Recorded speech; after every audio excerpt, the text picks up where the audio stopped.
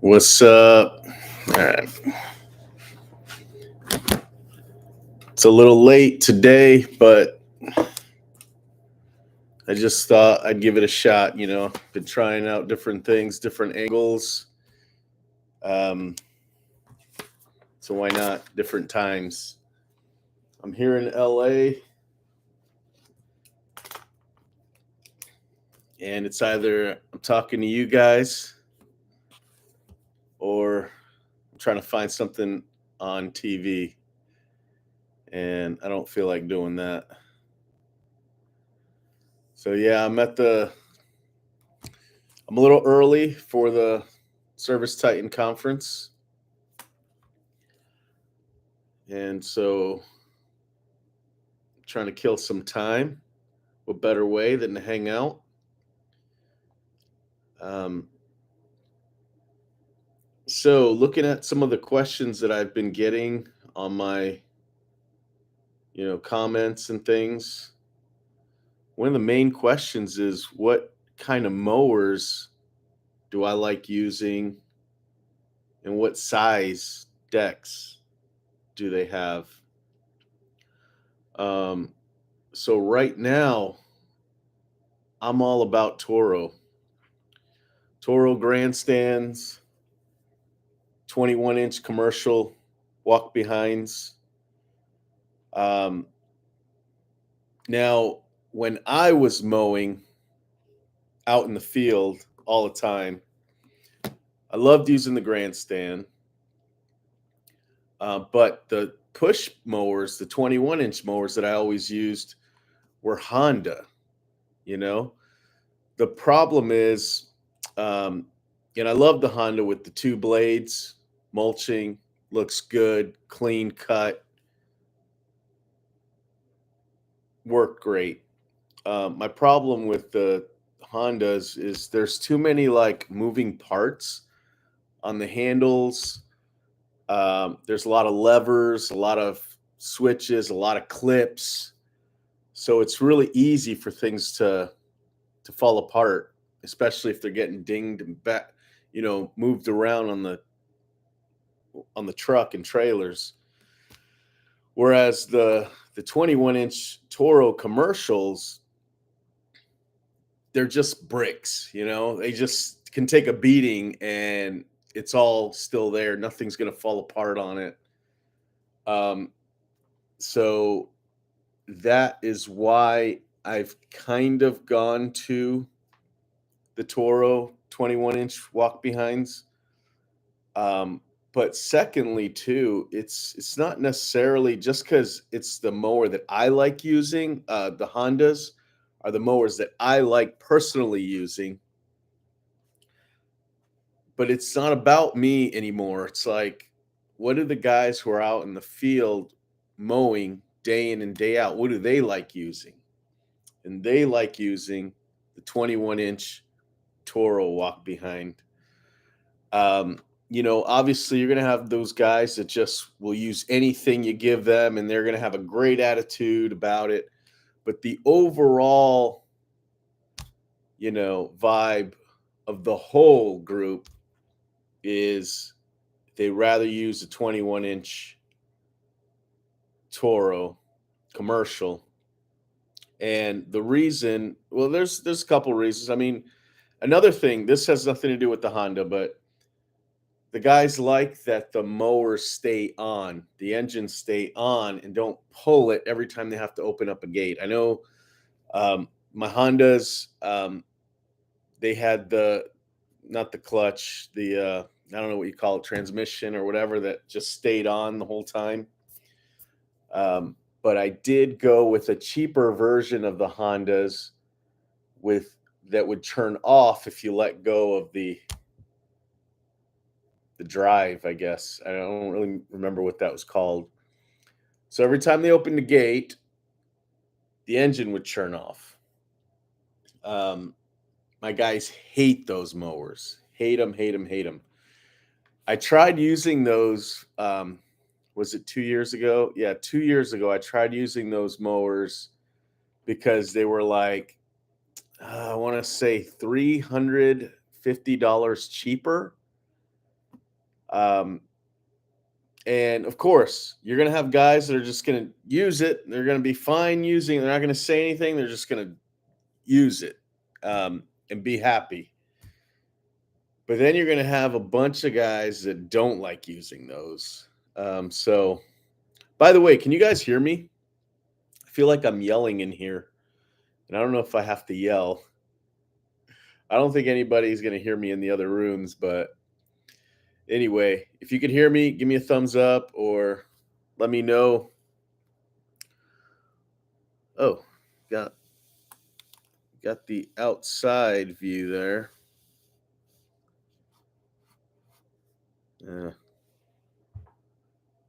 It's not as cool as it looks. I wonder if I turn this off. Let's see here. Where is it? No, that's too dark. That's just weird. Okay. Well, anyway. So yeah, and then my 30s or the grandstands. Personally, again, when I was mowing lawns day in and day out, my favorite grandstand was the 40-inch mower. The problem is a lot of my customers, you can't fit in the back gate with a 40-inch. A lot of them you can, but a lot of them you can't.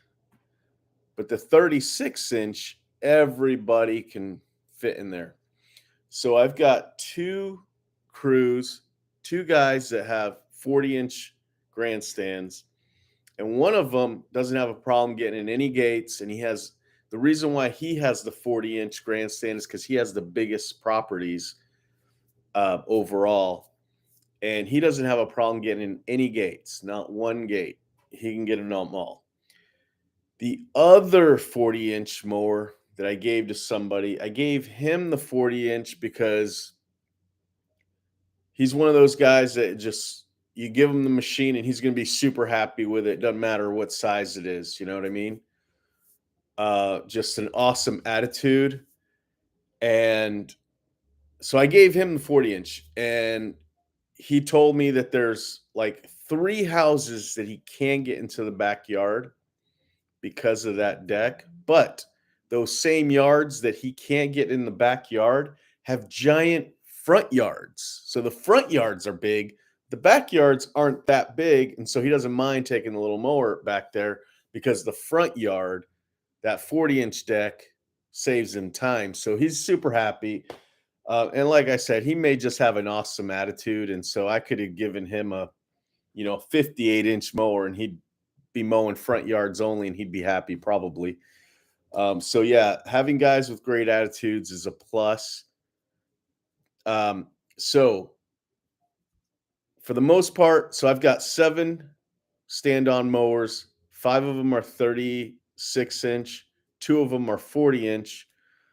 I do have an extra mower, the new one that I just got. I finally got my brand new 36-inch mower from Toro. Finally came last Saturday, just the other day, and I have it as my backup. Because you know what? I'd rather have a brand new mower as the backup mower. So when something goes wrong, they get to use a brand new one until I fix theirs, rather than giving somebody a brand new one and having a beat up mower. Well, my mowers aren't beat up, but having one that could go wrong as my backup is probably not a good idea. So that's why I've got my brand new 36-inch mower as my backup. What's up, Eden? Yeah, I'm doing a live evening stream. I thought I'd give it a shot, try it out. I could have just sat here and watched some TV. We'll try to. I don't even know where the remote is to this. I don't even know if I have the remote. Oh yeah, there it is. I just don't want to watch TV. You know what I mean? I'd rather go walking somewhere. So I just went walking to Starbucks just because I was bored and I wanted to get out and do something. But yeah, I'm doing a nighttime stream, so we'll see how it goes. Um, you dislike using two mowers in one yard, but it happens. Yeah, it happens. Yeah, for sure. Um, that's normal. I think it'd be really hard to just take a big 36-inch mower or 40-inch mower and nothing else. I think that'd be crazy. Although, while we're talking about equipment, so my setups are one 21-inch mower, a stand-on mower, so a 36-inch or a 40-inch.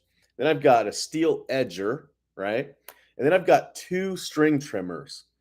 Now, one of my guys said that he was doing something, over the weekend, and he saw like a city worker using a string trimmer, but with a different blade on it instead of like the head with the string.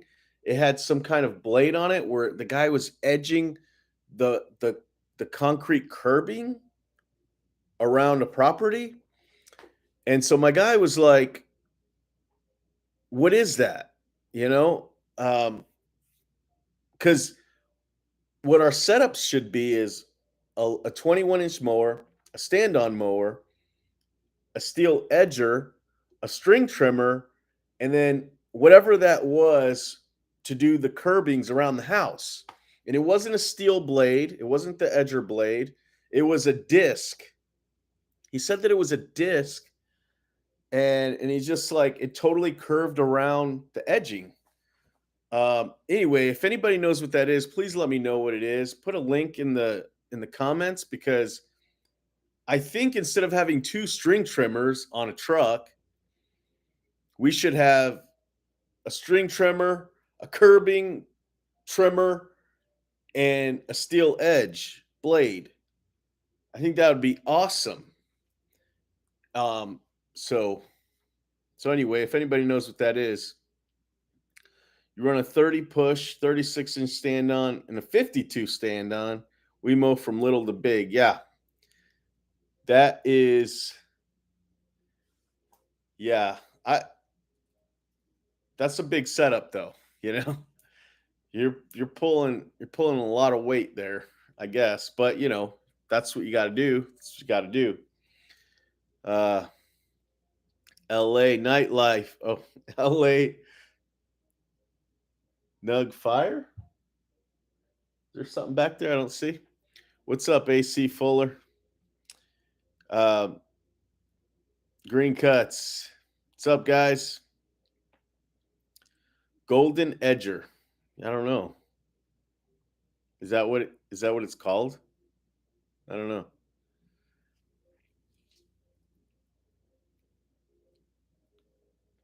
An Edgit Pro. I need to look into this. It fits on a trimmer and uses regular trimmer line, so it's still a line. Yeah, I don't know. He said it was a disc, and it was a weird shape. He said that when he was walking, he could see it, and he was going to get out, but he was waiting for somebody, and he didn't want to get out of the car until the guy got there. And then when he got there, he went looking for the guy, and he was gone. That's the story. I don't know. I don't know if all that happened, but anyway, the setups are working great. Today we mowed 75 lawns, um, and the guys were done between 2:30 and I think 6:30. One of the guys was pretty late. So I've got one guy that's taking longer than he should, but he's not it's not bad. You know what I mean? Um, he's going over budget times, but not by much. So, um, yeah, 75 lawns, and it's pretty good. What's up, Homer? So last year we were mowing 100 lawns a day, and it was super chaotic. We had 10 guys mowing. Whereas this year we did 75 lawns, and we've only got 6 guys mowing. And they're all making way more money, except for the one who's taking longer, but he's still making good money. He got a raise. And he's still like a freaking awesome guy. So super happy with everybody. Uh, yeah. So tomorrow, one of the guys has 16 houses, but they're all pretty. Actually, I want to see how many they're doing tomorrow. Just bear with me real quick. Hopefully the computer is going to go fast.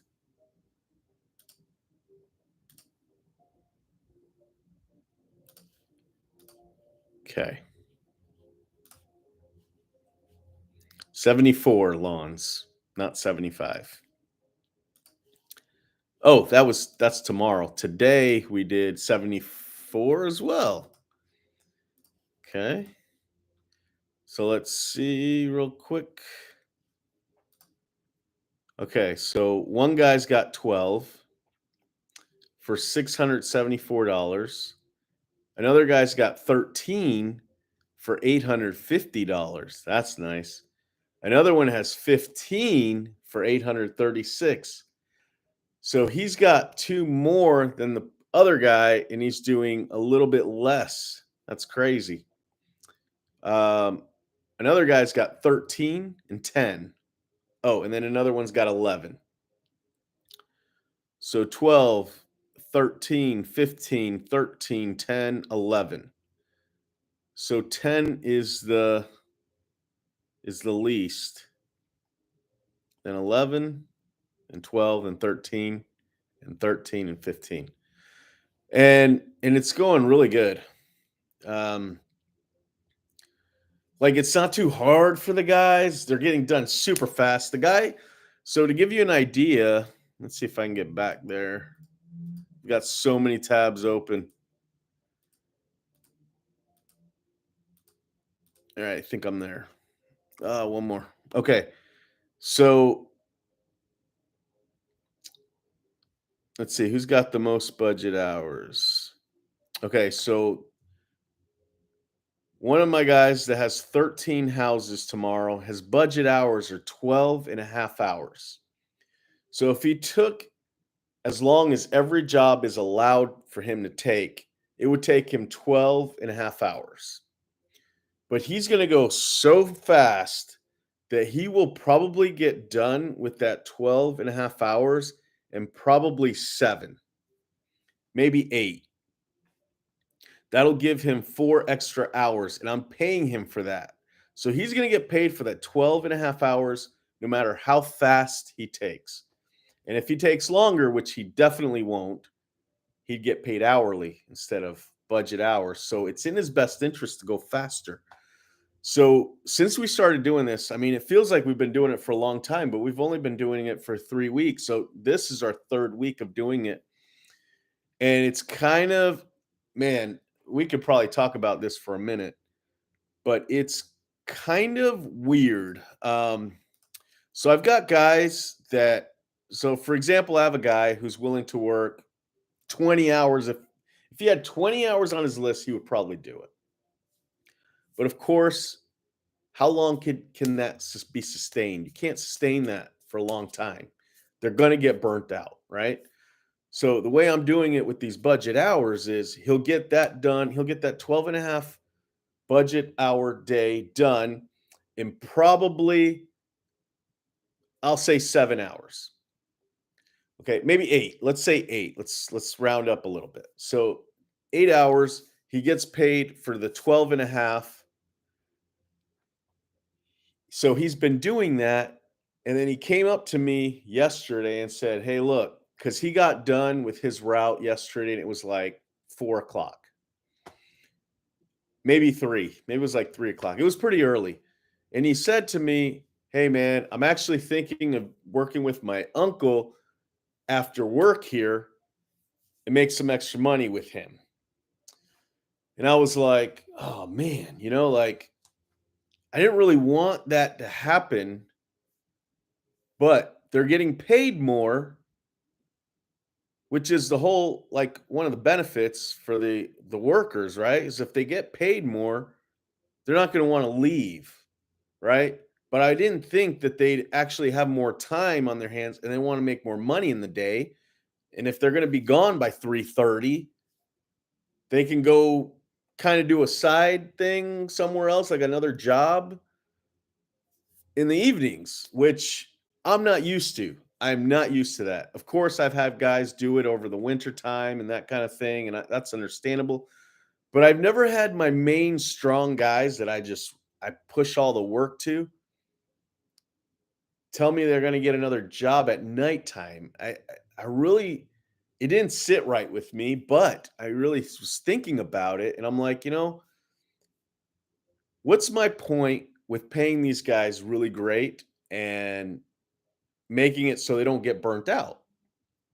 Well, they have the ability to make extra money in the day, something that they're not going to be able to do at another job, and get paid as if they were working all day. So, you know what I mean? It's just kind of funny. It's like you try and do these things and then you don't realize the domino effect of that those things, you know what I mean? But anyway, I think it's okay. And I told them, I said, "Hey, look, that's great. If you're making more money, if you're making more money here, you're making more money on the side, not doing yard care, not doing that kind of stuff, but doing like, remodeling stuff or something. And you're making more money in general. That's a good thing for you. And it's a good thing for me because hopefully you're not going to want to go anywhere." And I said, "But we it is the beginning of the season and I'm trying to give you like as mo jobs come in, your day is going to get full." And he goes, "Yeah, yeah. Once I have more jobs, like it's all good." So I'm really interested to see how many hours, budget hours I can put on these guys and they get paid for like all these hours. I mean, what if we could put like 18 hours, budget hours on a day and they get done in 12? Or if I give them 20 budget hours and they get done in, 12, that'd be amazing. They'd be making so much money and we would be making money too because it's just, it would be good. But it's just interesting that, we have this awesome way for everybody to make money and then all these little domino effects of what they do with that extra time. It's just something I wasn't prepared for, I guess. Sorry, I've been missing some of these questions here. Let me start from the top here. 16 solo is a good day. Yeah, real good day. Nice view. Are you at a conference? How's it going? Yeah, I'm at the LA conference. What's up, Brent? It's the Service Titan conference. I'm a little early, so there's not much happening today. Starts tomorrow, and actually it starts more towards the afternoon. So I'm gonna have pretty much morning and lunch to go wander around, try to find somewhere to eat. I went down to the lobby just now, to the bar lobby, and I don't know anybody. I don't know anybody. So I stuck around down there for a little while until I felt like, you know what? I'm gonna go up and do a live stream. All right. But it's kind of fun. It's good to kind of get away from the business. I still took calls here today. I mean, there are still a couple of things. The sprinkler manager called me today for something easy. Like he wasn't asking me to fix anything. He was just kind of telling me of a problem that he fixed. And I thought that was cool and I appreciated it. And I said, "Dude, if you got to call me for anything, let me know." And just kind of let me know how it's going and what to expect. So I'm not like caught off guard. Um, I called Rachel just so that I could kind of let her know that I'm on the computer and I can kind of route things if I need to. Um, because I guess I'm the one that's routing all the mowing crews. And I'm also there's a garden crew that I'm dispatching. I kind of feel like it's my project, that one crew for gardens. So as long as I've got the mow dispatched for the next day and that one garden crew, I'm happy. Everybody else can do what they need to do, but that's what I want to do. Um, but it's nice to. I know it sounds like I was like working all day, but I really wasn't. I was basically, reflecting on some things. There was something on the Service Autopilot app that I was working on. I called Service Autopilot support and they couldn't help me. So I called every single person I knew that uses Service Autopilot. And my buddy Cameron came through. Thank you, Cameron. He helped me out. I doubt you're listening. I don't think you've ever um I don't even know if you know I'm on YouTube, but you totally helped me out, and I appreciate that. And I owe you one if you're listening. I didn't bring any employees. I should have, Brent, um, but I didn't bring anybody. I don't know what this conference is all about. It's more of a networking thing, which I know most conferences are, but like Service Autopilot, it's really kind of mixed with the two: networking, business, tips, and Service Autopilot, right? Whereas I heard that this one is almost like it takes out the Service Titan software out of the conference, and it's more straight up networking. And I didn't think that would benefit anybody in my company besides me. But I did say, because everybody at work did say I should bring somebody, a certain person, um, my sprinkler manager, and so I said, you know what, I'm going to go to this thing, and if I feel like it's worth it next year, you're coming with me. But the funny thing is when I booked this trip and I bought my tickets for this conference, was the same week I hired my sprinkler manager. Maybe not the same week, but it was pretty dang close. So I mean, that would have been weird to book a trip with somebody that I just hired, right? But at this point, he's a major part of my business now. Like I can't even imagine not having him there anymore. But anyway, so I'm alone. That answers your question in the long way of answering it. How much do you charge to go dump debris? Yeah, we actually get asked that at work a lot. What's up, Border? We get asked that by customers a lot. So you basically think of who's going to the dump. So in my situation, it's usually two guys that take the dump truck. So I mean, they've got to load that up. So you got to account for that time. You have to plan for how long it's going to take for them to load it. And then those two guys to drive to the dump, the green waste, and sit there in line. Usually there's a long line. And then they've got to dump it. And then they've got to drive to the next job together. So you got to factor how long does all that take, right? So, I mean, on the cheapest, we would charge $250. I mean, that's even way cheaper than that's if the pile was already in tarps and we were loading it up, which we do that too.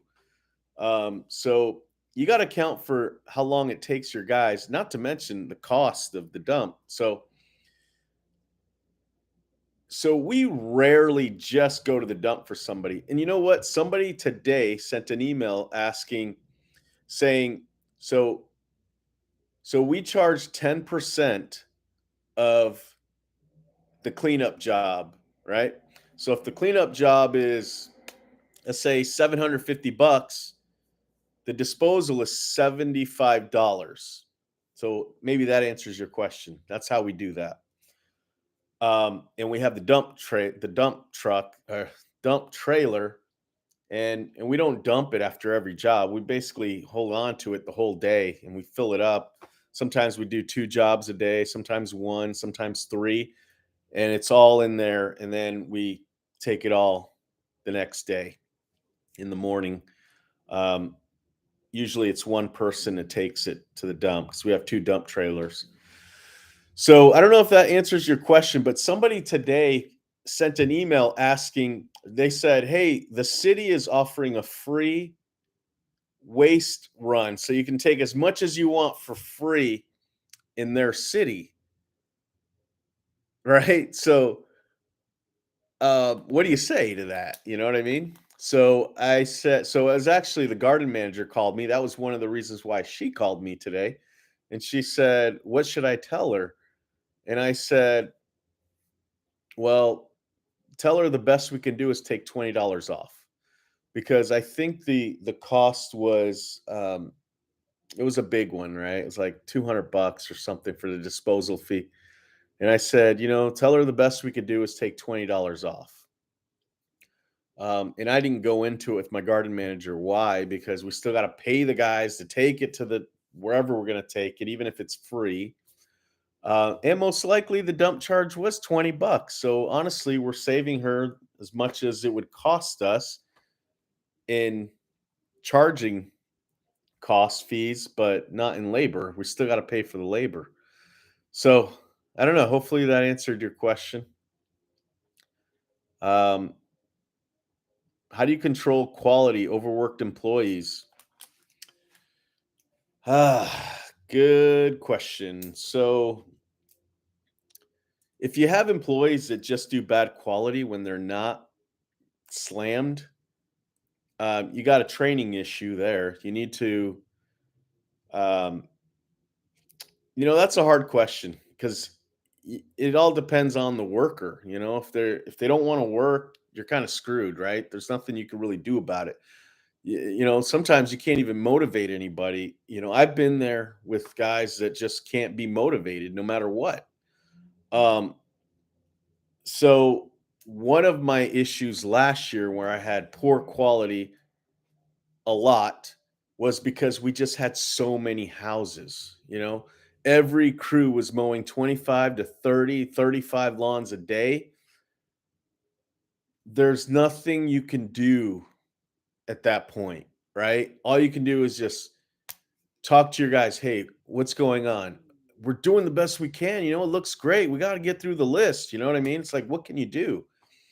So what we ended up doing was we said, "That's it. We reached our limit with how many houses. We can't take any more. We got so many houses." We still would take them, but we raised our prices to where we needed to be, 100% where we needed to be, 100%. So we ended up losing a whole bunch of customers, but that made it that we can stay on each property longer and our guys can handle it. So I know that's not answering your question because sometimes you'll just have overworked employees. Sometimes paying them more all of a sudden gets them out of their funk. You know what I mean? Um, but if your prices aren't right, you're just going to dig yourself in a bigger hole, and you're the one that's going to be overworked, not them. So I think it's a balance. I think it's finding good people, paying good for a consistent number of years, and that just kind of gradually, attracts better people. Um, right now, I'm at the point where guys are coming to my shop because they hear about us, they see about us, they hear other their friends that work here, and I'm getting good. There's still great employees out there that don't come looking for us, but I have really good ones that do. So I think just building a culture that is almost like a marketing technique. You know what I mean? Like I feel like sometimes I'm paying a lot for my guys, but I think to myself, they're going to tell their friends, and that's going to attract better people, more people. And so I kind of just keep doing it. Another thing, like this budget hour thing, it's been 3 weeks, and I haven't broken down how much these guys are making, if they, if they get a 40-hour list done in 30 hours, I mean, they're making basically, I don't know, 25% more. So if they're making, $22 an hour, they're making, I don't know, what is that, 32? No, that's too much. Maybe. I suck at math. But I just know they'll figure it out and they'll tell all their friends. So if they're making $32 an hour, trust me, they're going to tell everybody that wants to hear. And that's going to attract more people. So, I mean, I think that's kind of a way also to just kind of, you know, build a stronger team. I don't know if that helps, but that's kind of how I think about it sometimes. Scavenger, I was charged 150 for a trailer here in South Texas.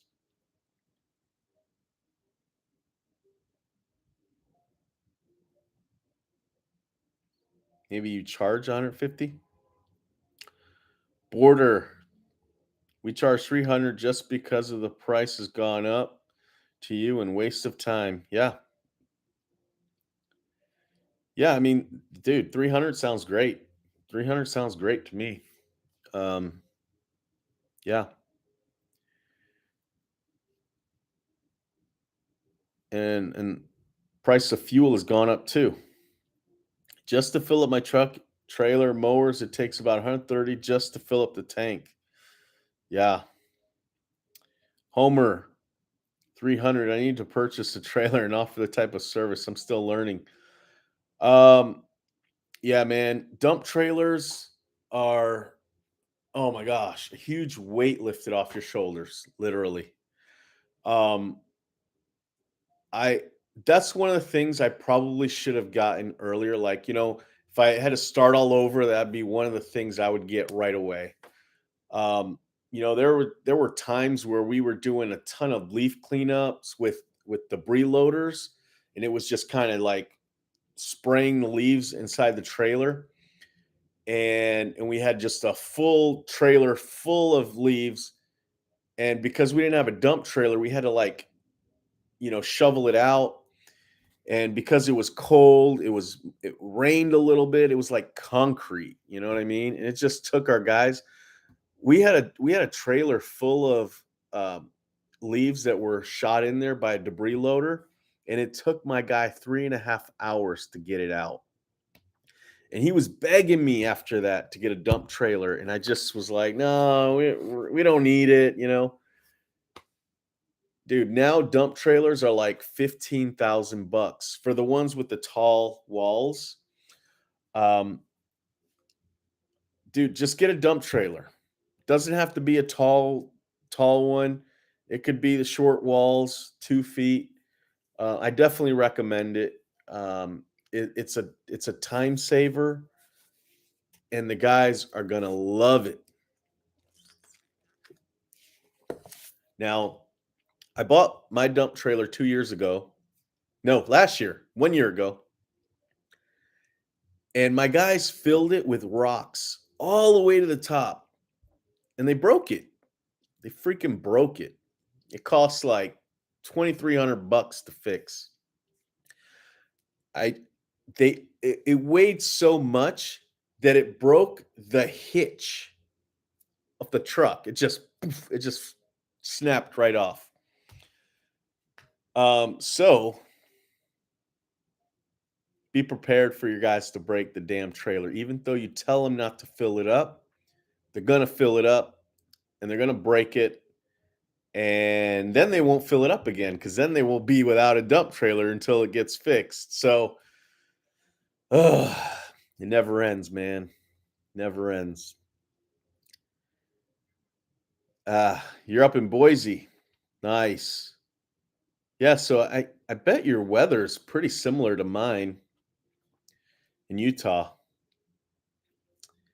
I got to stop by on our next trip south. Yes, you do. That'd be awesome if you come by. Give me a little heads up, and and I'll be waiting on you. It'd be great. That'll be cool. Yeah, Brent Cameron is a beast with SA.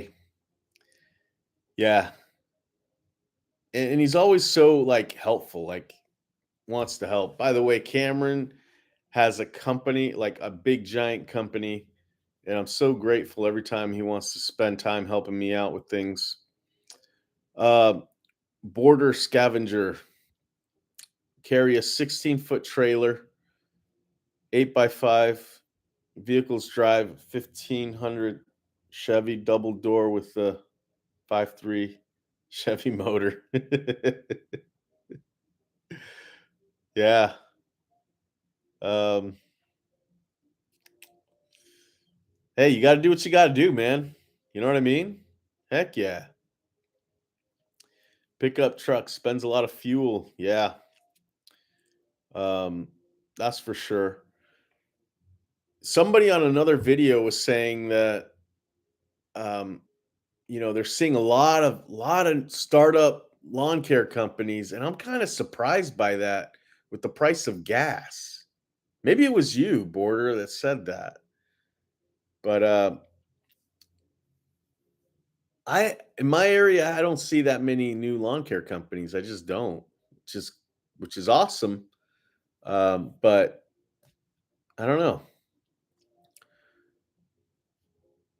How are the 4-hour labor blocks going?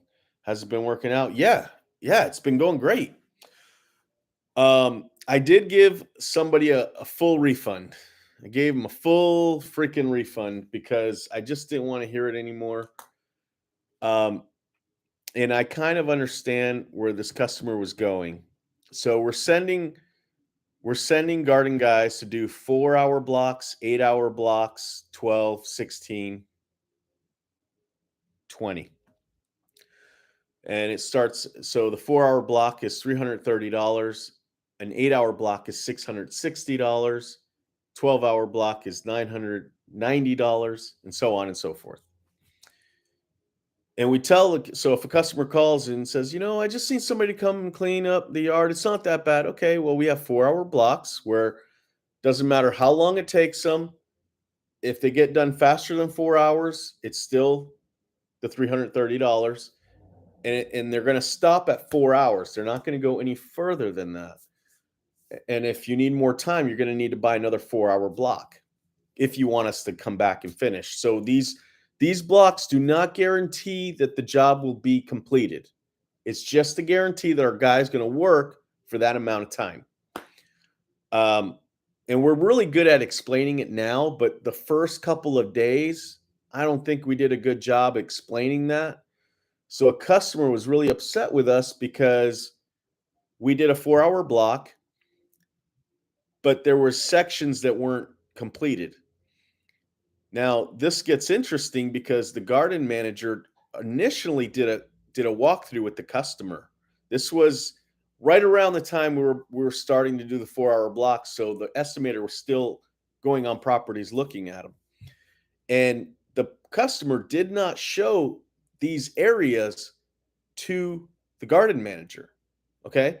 Secondly, my garden worker did his 4 hours, and the garden manager checked in on him because it was his first day by himself as basically a new employee who got hired a few days before, and we were going to start sending him alone to do these 4-hour, 8-hour blocks.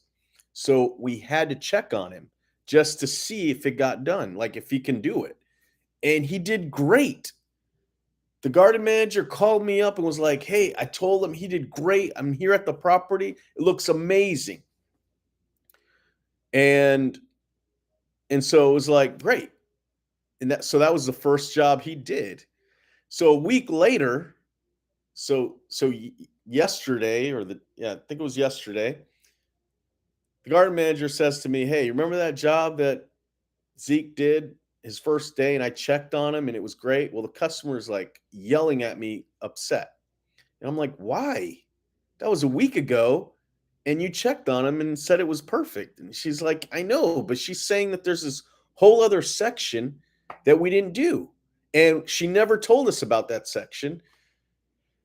so, so anyway, I said to her, "Well, there's nothing we can do about it. The best I'm willing to do for her is to send a garden guy out for 2 hours for free. That's the most I'm willing to do for this customer. And she said, "Okay, well, I'm supposed to meet with her on the property the next day." And I said, "No, there's no need to go out there. I'm just going to call her right now and handle this right now."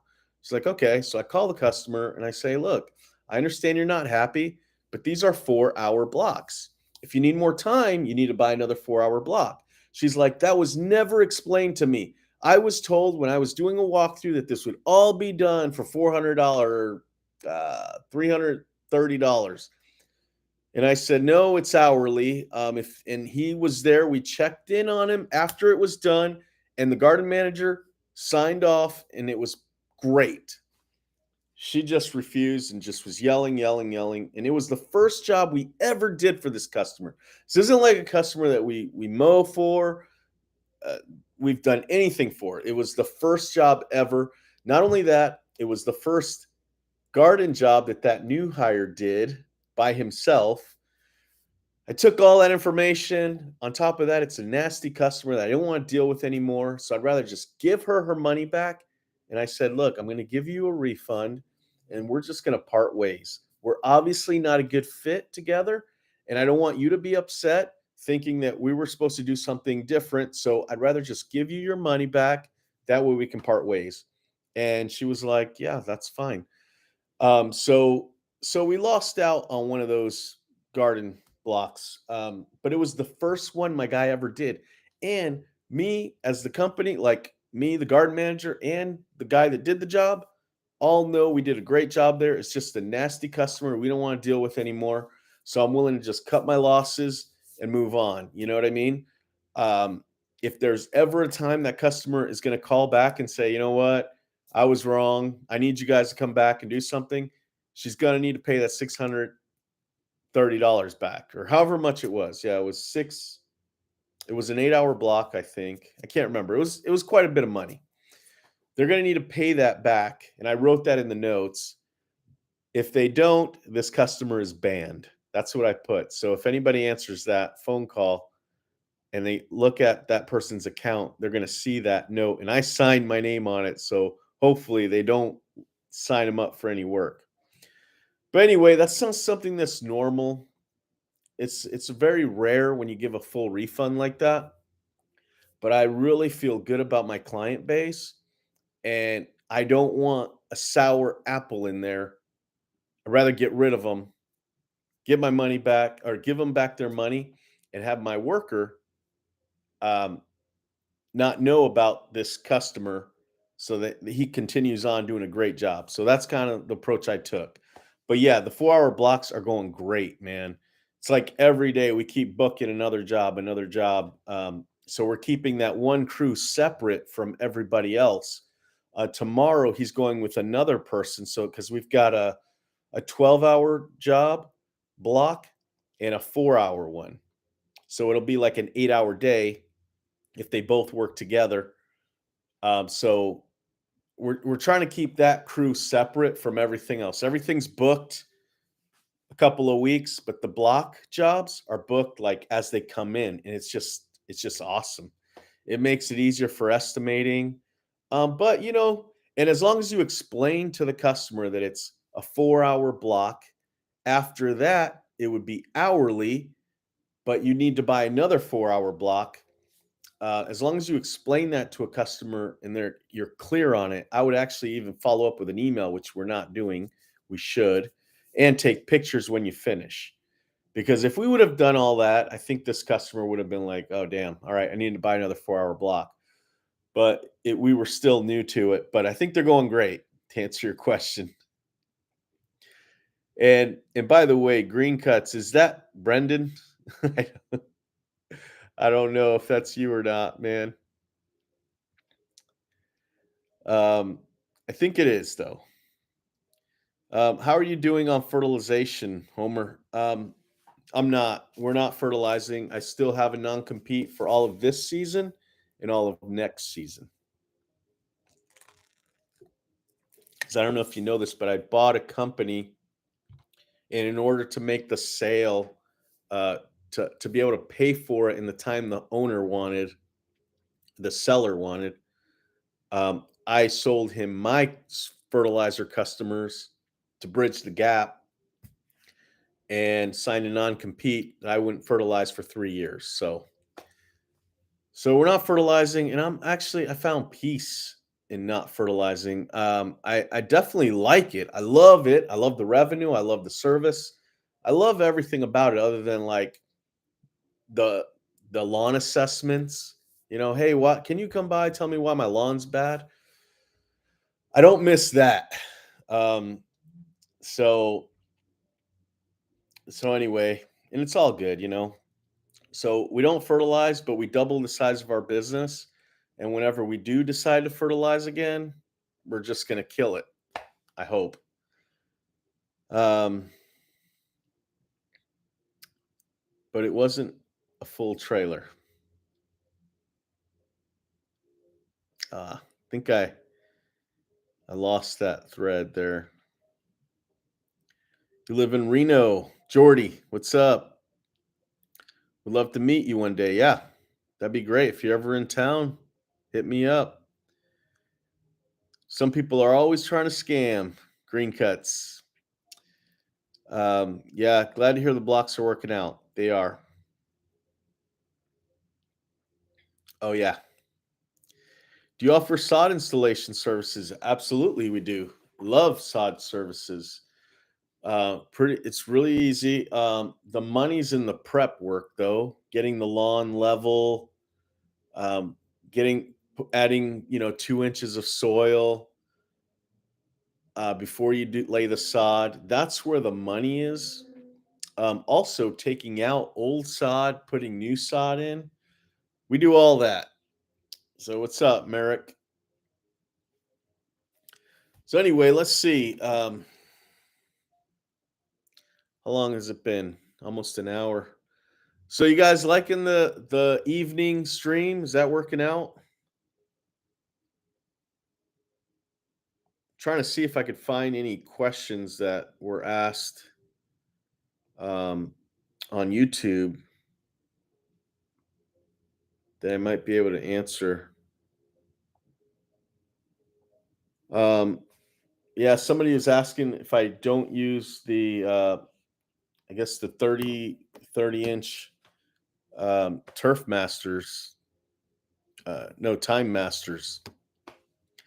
Um, no, they're good mowers for the price. The the Time Masters are an excellent mower if you're a homeowner, or if you do commercial, but pretty flat lawns. I've always had an issue with them going up hills. I know some people have told me that I've got to adjust the throttle cable there, but I've never had any luck with it. And I've had some guys really trying to tweak these things. We've even put a gallon gas tank on one of them. They just aren't built to last, mowing all day. They're just not built to last that way. So they were breaking every single day. I ended up one of my mow guys is like really handy, and he loves to do like small engine work. And he would come in every day like an hour and a half early every morning and fix the mowers every single day.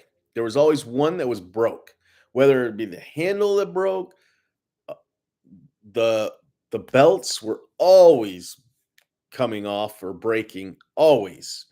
He was always putting those back together. We always had a bunch of belts ready to go. There was always something that broke with those machines, and I just said, you know what, we're just not going to use them anymore. So we got rid of them, and they were good mowers at a time, but the next year after we were using them, I mean, our company just doubled in size, and those mowers can no longer handle them, to be honest with you.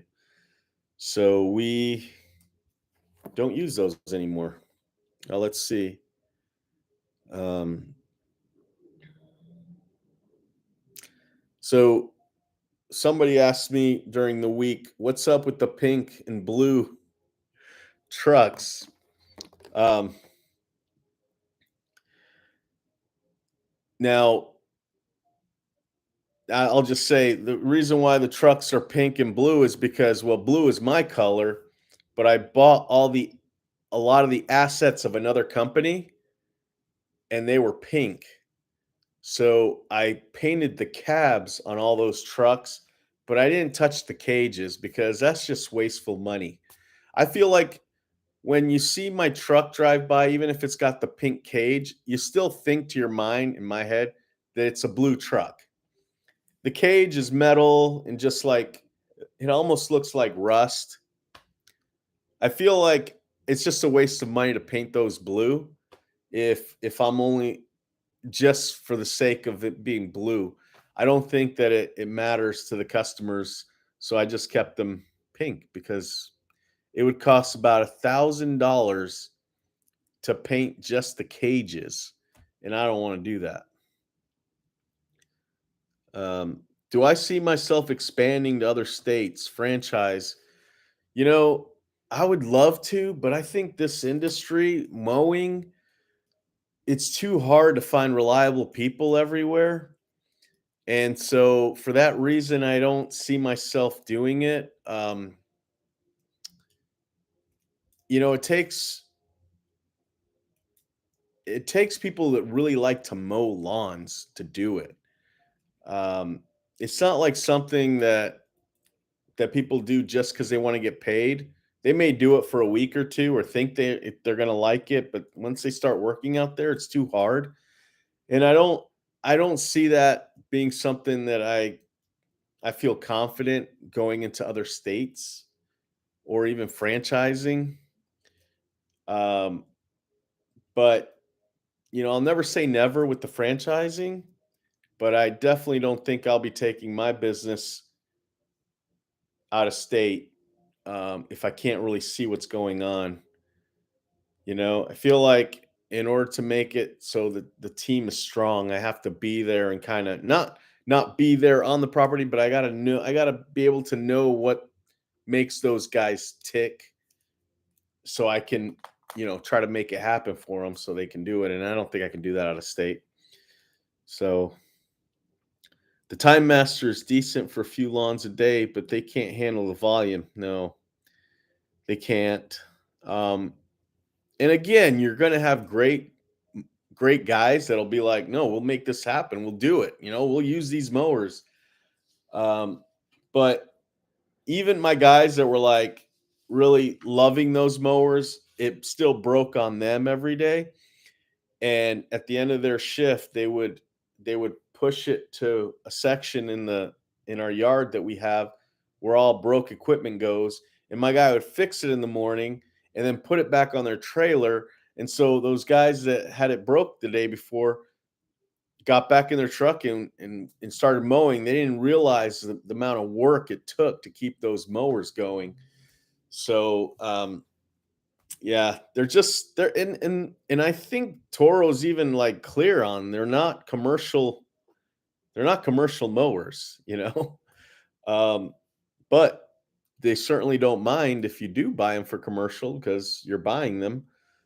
But yeah, they just don't last. All right, what else? Let's see.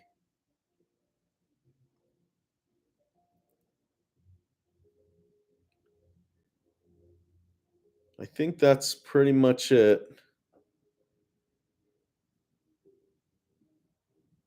So, what else? I'm here at the conference in LA, hoping to meet up with sprinkler companies so I can kind of get some more information on what to do to retain sprinkler techs. You know, I definitely have my thoughts on what I'm going to need and what I got to do to get good techs. To come from out of state and come to work for me. Um, but I kind of want to see what other people are doing and how we can make this work because I really see huge potential in sprinklers. Huge potential. Um, Now, since we're on the subject of sprinklers, I'm not super impressed with our revenue this year for sprinklers. I've got some great guys, but it's still we're just getting through the cold, so sprinklers are just now getting turned on. Um, a couple of jobs that we've been doing first are more than just a quick fix. So we're on the property for a long time, even though we're getting paid. We're still getting a lot of people mad because we're still not on their property. We got a lot of regulars that are upset because we're not there yet. So, we just need more techs, man. We need more techs. I honestly, if I had 10 sprinkler techs, I only have 2 right now. Man, I'd be in such good shape, but I can't hire them. I need somebody. I'm looking for somebody to be my sprinkler trainer. All they got to do is come to my shop. I have a training facility where I have basically a system made in the yard, all above ground, so you could see it from the stopping waste to the backflows to the filters to the double check, all the valves, poly pipe, PVC, blue lock, you name it, I've got it there. I just need somebody to show new people how to fix things. So if you want to be part of my team, be a sprinkler trainer, hit me up. It would be awesome. I have the foundation of such a good sprinkler division. I've got a sprinkler dispatcher who's amazing. I've got Service Titan that we're using to quote jobs when we're on the property. I've got 2 techs who can fix anything.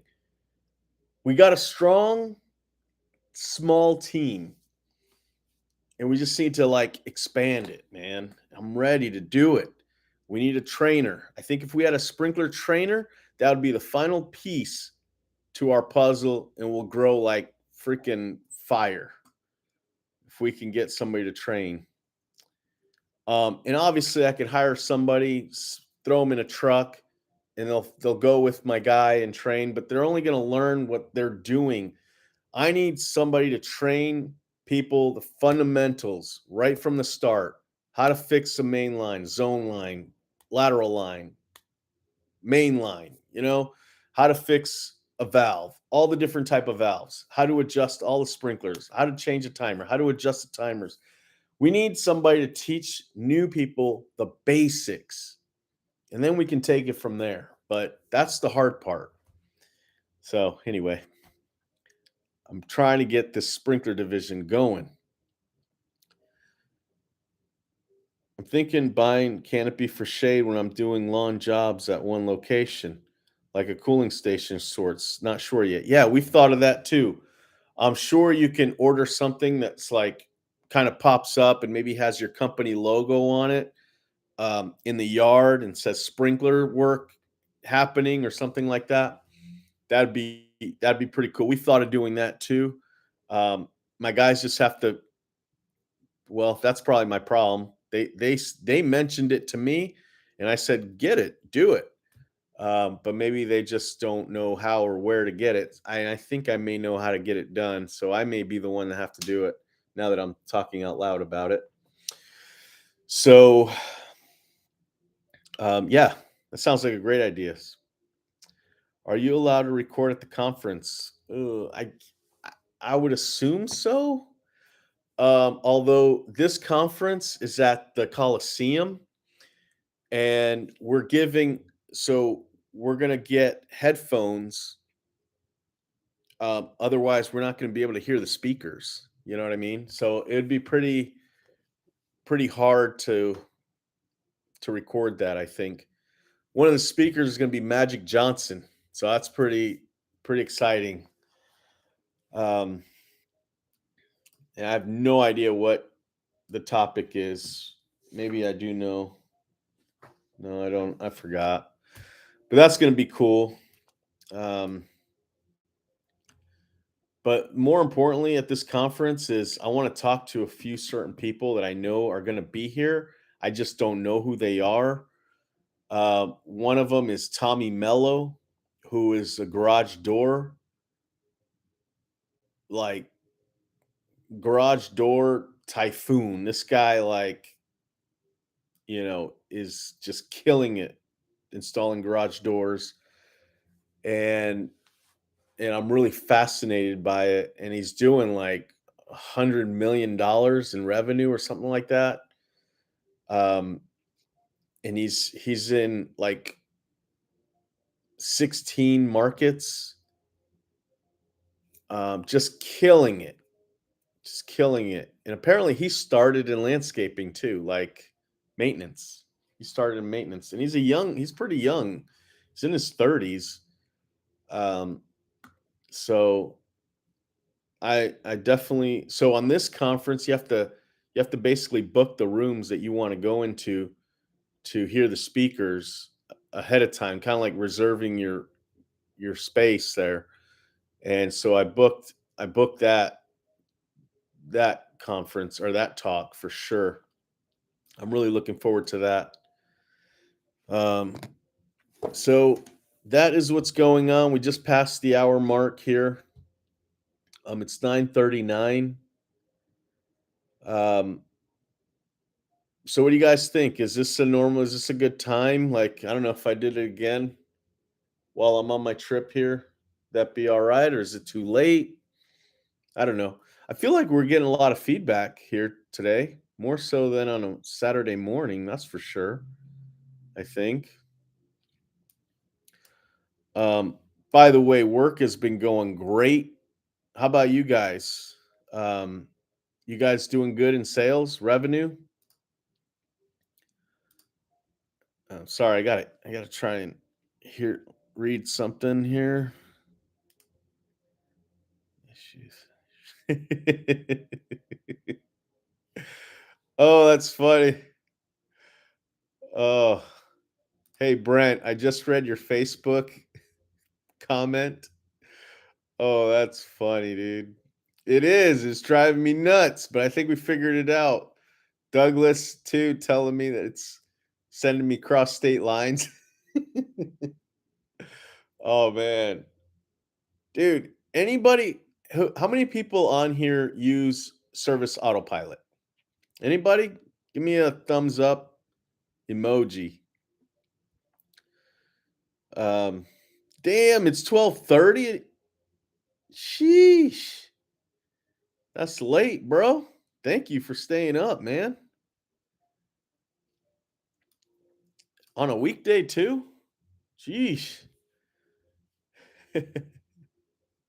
We're crazy. Us lawn care guys, man. We're crazy. Um anyway, yeah, I think that's it, guys. Appreciate it. Thanks for hanging with me tonight. Um got a last question here, Homer. Have lots of leads from Angie's list, and I'm worried about quitting one of my other two jobs to keep up. It's a big decision for me. Good night. Um, yeah, but if you make this work, you'll never think of those other jobs again, man. I've been doing this for 12 years, and I still remember working my jobs before this, and I can't believe it's been 12 years that I'm like my own boss. Like there's no better feeling. Um, and I'm at the point where I love seeing my guys do good in life, money wise and things. And that is when it's really fun because you're changing the people that are helping you, you're changing their lives too. So um, I don't know. But if you're gonna jump into this thing, man, you got to do it right. You got to charge right. So I don't know who it was the other day that asked me how I deal with stress. And I give my opinions on what I do and all this stuff, but honestly, there was a time where I was stressing so bad all the time. And I remember telling my wife, I was like, I'm stressed out like crazy. I can't even sleep. I feel like my hair is turning gray. which my wife says my hair turns black and it turns gray and it turns black again. Like it's weird. And I kind of believe her actually. But anyway, I said, I stress so much, but if I were to get paid, I wouldn't care about the stress. If I actually got paid, I wouldn't care about the stress because that would be my job to deal with those things. But when you're dealing with stress and you're not getting paid, it's almost like, you know, you're doing like, what is it all for? Why are you doing it?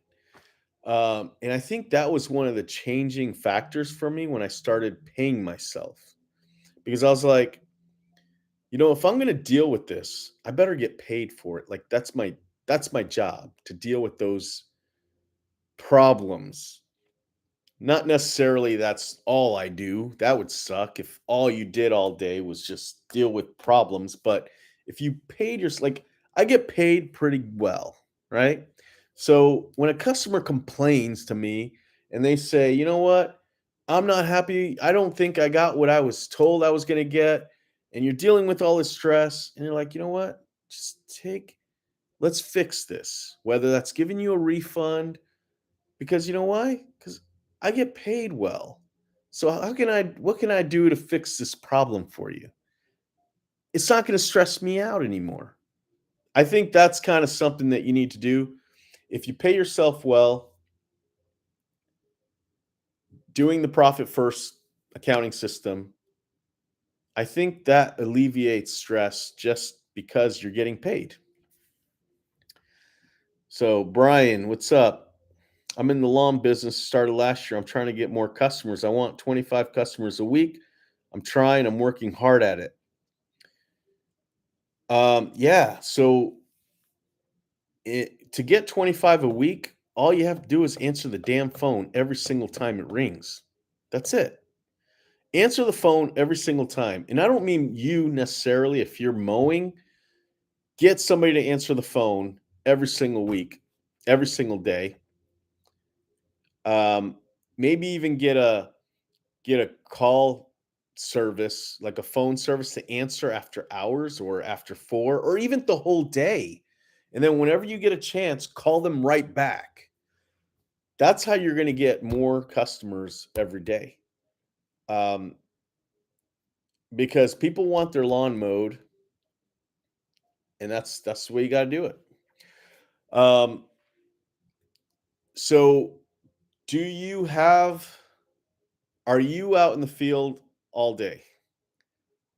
Because if you are, you could also knock on the doors next, putting door hangers on the neighbors of the houses that you're doing. Try and put 5 every stop. That'll get you more. And route density is freaking amazing. If you've got, 15 houses that are, that's when it gets fun. That's when you make more money. That's when life gets fun. Um, Mowing is a weird thing. You can't really throw Google money at it because that's not a service that people tend to go on Google and just go with the first person. They kind of go off of quotes. They go off of reputation. So if you have a strong reputation, they're going to go with you. But if they don't know you have a good reputation, they're going to go off the quote. So you've got to make the quote seem like something thoughtful, make the emails look good, let them know that you do these other services, not just mowing. So if they say, yeah, I'm looking for a mowing quote, how much is it? And you say, yeah, it's $50. Okay, thanks. Bye. That's too high. You say, yeah, our mowing quote's $50, but if you also need sprinkler work, if you also need your gardens maintained, you can call us. We'll come out, give you a quote, and get all this taken care of for you. That sells better than just saying it's $50. Let me know if that's something you want me to put you on the schedule for. Now, if all you do is mow and you don't do anything else, I would make those estimates sound even better. Like, yeah, it's $50 for a cut, but we mow it perfectly. I do it myself. I go out there. If you have any issues, I'll talk to you, and I'll make sure that it's done right. We edge, we trim, we blow off the patios in the front and the back.